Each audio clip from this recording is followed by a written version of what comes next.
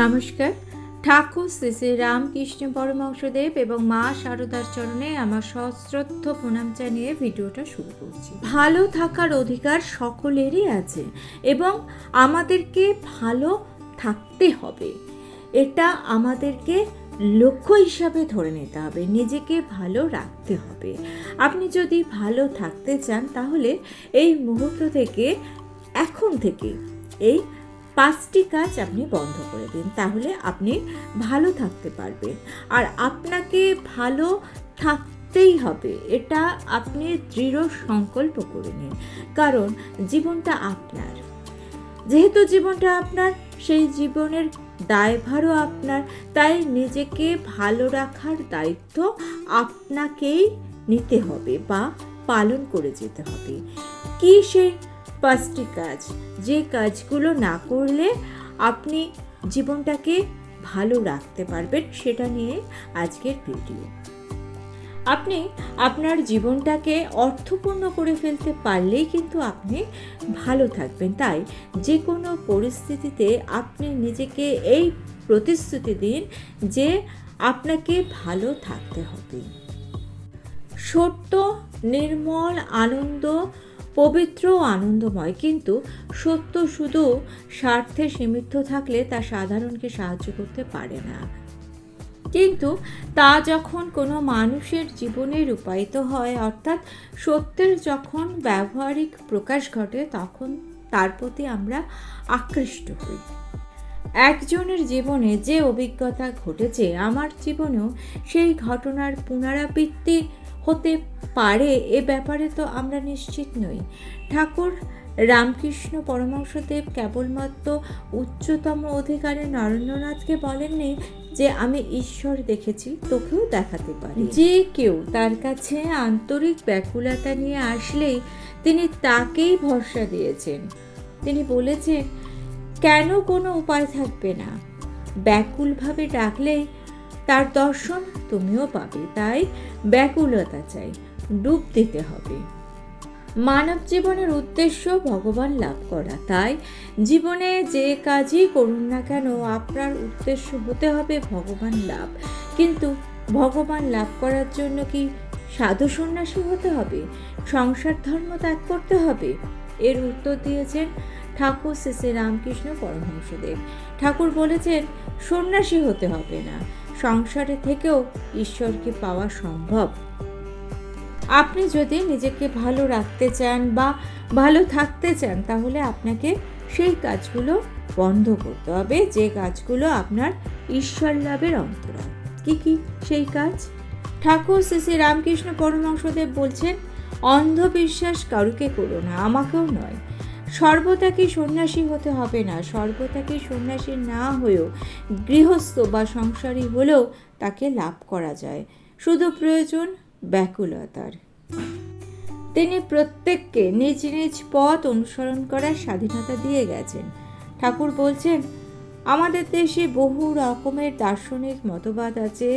আছে অদ্বৈত, দ্বৈত, আছে বহু সম্প্রদায়, শৈব, শাক্ত ইত্যাদি ইত্যাদি। আছে বহু ধর্ম, হিন্দু, মুসলমান, খ্রিস্টান, জৈন, বৌদ্ধ ইত্যাদি নানা ধর্ম। কিন্তু ঠাকুর প্রত্যেকে নিজের বৈশিষ্ট্য ও রুচি অনুযায়ী এগিয়ে যেতে বলেছেন। তিনি তাদেরকে উৎসাহিত করেছেন নিজের পথে এগিয়ে যেতে। ঠাকুর বলেছেন, আমি এই রাস্তা দিয়ে শেষ পর্যন্ত তাকেই পেয়েছি, সুতরাং তুমিও এগিয়ে যাও, তুমিও পাবে।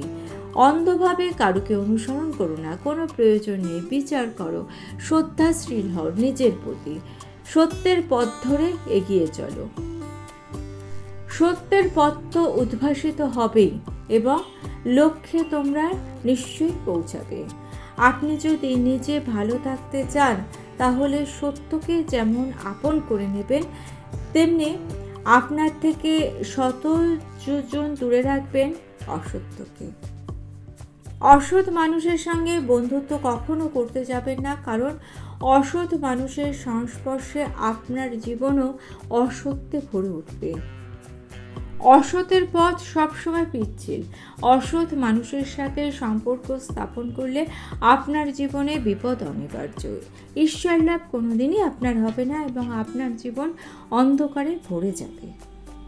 তৃতীয়ত, আপনাকে এটা মনে রাখতে হবে, আপনার চিন্তা ভাবনা স্বার্থ সব কিছুই যাতে ব্যক্তিগত স্বার্থকে অতিক্রম করতে না পারে। ব্যক্তিগত স্বার্থ যাতে আপনার চলার পথকে রুদ্ধ করে দিতে না পারে। এই প্রসঙ্গে বিপ্লবী তৈলক্যনাথ চক্রবর্তীর কথা না বললেই নয়। ভারতবর্ষের স্বাধীনতা লাভের পর তিনি 20 বছর জীবিত ছিলেন। স্বাধীন দেশের দিকে তাকিয়ে তিনি দুঃখের সাথে লিখে গেছেন, আমার জীবন তো সফল হয়নি। অর্থ উপার্জন, গৃহধর্ম পালন বা যথার্থ সম্মান লাভ হয়নি। এই কথা বলে যে তার জীবনকে ব্যক্ত করেছেন তা নয়। তিনি খুব স্পষ্ট ভাষায় লিখেছেন, তিনি যে উদ্দেশ্য নিয়ে জীবনের প্রভাতে ঘর ছেড়েছিলেন সেই উদ্দেশ্য সফল হয়নি। নিজের সংগ্রামমুখর জীবনের কথা বলতে গিয়ে তিনি বলেছেন, আমি ভারতবর্ষের কেন সারা পৃথিবীর মধ্যে সব থেকে বেশি দিন কারাগারে কাটিয়েছি। আমি 1908 সাল থেকে 1946 সাল পর্যন্ত 30 বছর কারাগারে বন্দী ছিলাম। ব্রিটিশ শাসনকালে কারাগারের অসহ্য যন্ত্রণার মাঝে আমি এই স্বপ্নে দেখেছি যে বিদেশি শাসনের অবসান ঘটিয়ে কেমন করে দেশ ও জাতির কল্যাণ করব, কেমন করে সাধনা এবং সেবার মধ্যে দিয়ে আমাদের ভারতবর্ষের প্রত্যেকটা মানুষকে বড় করে তুলব। ধর্মে, কর্মে, শৌর্যে, বীর্যে, উদার্যে, শিক্ষাতে, স্বাস্থ্যে এবং চারিত্রিক দিক থেকে সর্বশ্রেষ্ঠ করে তুলব দেশের মানুষকে। আমার দেশের মানুষ অনুশীলনের মধ্যে দিয়ে পূর্ণ মানুষ হয়ে উঠবে। থাকবে না কোনো ক্ষুদ্র স্বার্থ চিন্তা, দুর্নীতি, বঞ্চনা, বৈষম্য ও শোষণ। এই স্বপ্নই তো দেখেছিলাম, কিন্তু কোথায়? সবই তো মিথ্যে। জীবনের শেষে যখন জীবনের পিছন ফিরে তাকিয়েছি তখন তার মধ্যে অসফলতাই চোখে পড়ে। তাই আপনি যদি নিজে ভালো থাকতে চান তাহলে ক্ষুদ্র স্বার্থ চিন্তাকে ছেড়ে দিয়ে বৃহত্তর স্বার্থ চিন্তা করুন, তাহলে আপনি ভালো থাকবেন। চতুর্থ কাজটি হলো, আপনাকে সবসময় সাবধানে থাকতে হবে যেন আপনার মনের কথা সকলে টের না পেয়ে যায়। আপনার মনের কথা আপনি সবাইকে কখনোই বলবেন না। আপনি আপনার জীবনের উদ্দেশ্য নির্ধারণ করুন এবং আপনার পরিকল্পনা মতো কর্ম করুন। সবাইকে প্রথমেই আপনার মনের কথা বলে ফেলবেন না, তাহলে দেখবেন আপনার উদ্দেশ্য সফল হবে না। পঞ্চমত, আপনি যে সিদ্ধান্ত নিয়েছেন সেই সিদ্ধান্তে আপনাকে অবিচল থাকতে হবে। অন্যের কথায় সহজে প্রভাবিত হলে চলবে না। বর্তমানে সমস্যা অনেক, সেই সমস্যার সমাধান না করে ঈশ্বর সাধনায় মন দেওয়া, ঈশ্বর লাভ করাই কি জীবনের লক্ষ্য? এই আবার কেমন কথা? এরকম কথা অনেকেই আপনাকে বলবে। আর এই কথা শুনে আপনি যদি আপনার জীবনের সিদ্ধান্ত পরিবর্তন করে ফেলেন তাহলে সেটা হবে বোকামো। মানুষের জীবনের লক্ষ্য ঈশ্বরের উপলব্ধি। এটা আমরা অনুধাবন করতে পারলেও বর্তমান সময়ে নানা সামাজিক সমস্যার পরিপ্রেক্ষিতে এর মূল লক্ষ্য কী, উদ্দেশ্য কী, এই প্রশ্নটি যখন আসে তখন তার উত্তরে এটাই বলা যায় যে ব্যক্তিগত স্বার্থের সঙ্গে বর্তমান সময়ে সমষ্টিগত সমস্যাগুলো এমনভাবে জড়িয়ে রয়েছে যে তাদেরকে অস্বীকার করা অসম্ভব।